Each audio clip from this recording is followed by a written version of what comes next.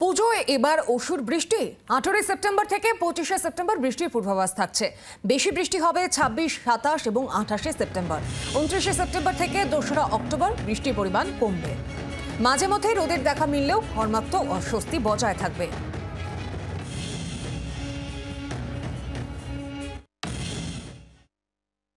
এই মুহূর্তে যে ঝলমলে মেঘমুক্ত আকাশ, সেই সুযোগকে কাজে লাগিয়ে উইকেন্ডেই পুজোর কেনাকাটা সেরে ফেলুন।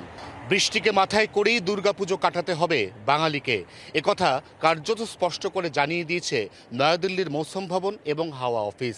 তার কারণ, দুর্গাপুজোয় সপ্তমী পর্যন্ত নিরবিচ্ছিন্নভাবে রাজ্যের প্রায় প্রতিটি জেলায় বজ্রবিদ্যুৎ সহ হালকা থেকে মাঝারি বৃষ্টি চলবে।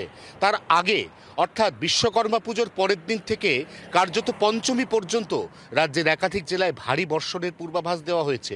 আসার কথা একটাই, দুর্গাপুজোর মূল পর্বেও নবমী এবং দশমীতে বৃষ্টিপাতের পরিমাণ কিছুটা কমতে চলেছে।